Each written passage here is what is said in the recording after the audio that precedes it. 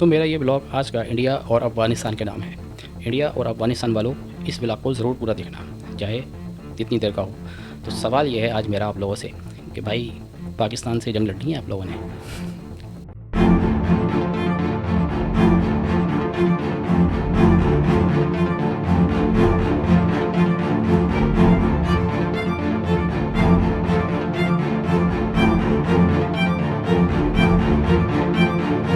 میرے حساب سے بھارت کے لوگوں کو یہ بات سمجھ آنی چاہیے کہ جنگیں مسائل کا حل نہیں ہوتی۔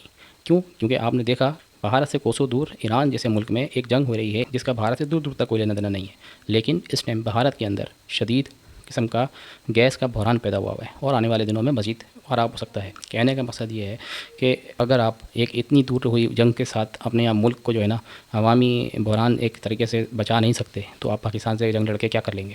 آپ کو پتہ ہے پاکستان ایٹامک کنٹری ہے، ایران ایٹامک کنٹری نہیں ہے۔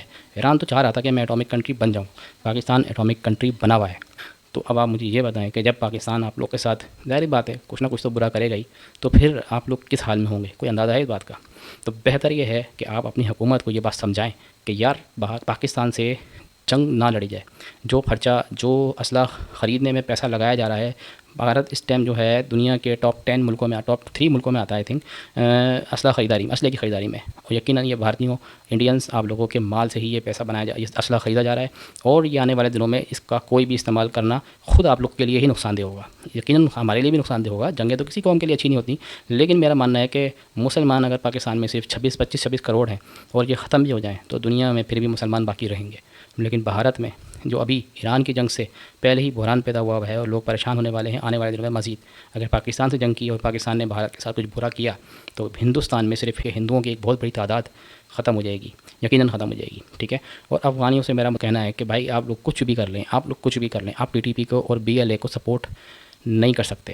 آپ لوگ کے پاس چانس نہیں ہے کوئی بھی، آپ لوگ کے پاس طاقت نہیں ہے، آپ لوگ کے پاس صرف اور صرف بندوقیں چلانے کی طاقت تو ہے، لیکن آپ لوگ کے پاس دیگر چیزیں نہیں ہیں، نہ آپ کے پاس انٹرنیشنل سپورٹ ہے، نہ آپ کے پاس جو ہے نا کوئی فضائیہ ہے، نہ بحری فورس ہے۔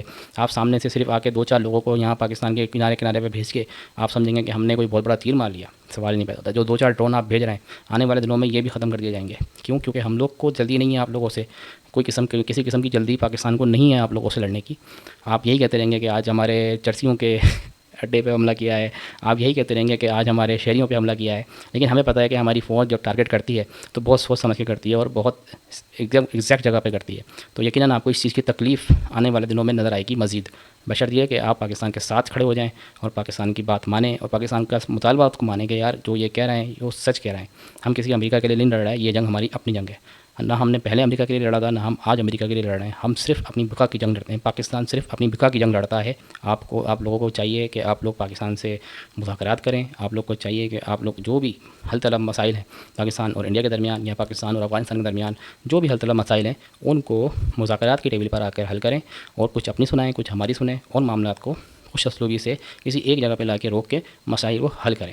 اگر آپ نے ایران اور امریکہ اور اسرائیل کی جنگ سے آپ نئے ہرمز کی بندش کے بعد بھی اس بات سے اندازہ نہیں لگایا، تو پھر آپ لوگوں کو پاکستان کے ساتھ جنگ کرنے کے بعد جو حالات آپ لوگ کے ساتھ پیش آئیں گے، خاص طور پہ انڈینس کے ساتھ، وہ آپ لوگ شاید تصور بھی نہیں کر سکتے اس چیز کا۔ امید ہے آپ کو میرا یہ بلاگ سمجھ میں آئے گا۔ ملتے ہیں اگلے بلاگ میں، ٹیک کیئر، اللہ حافظ۔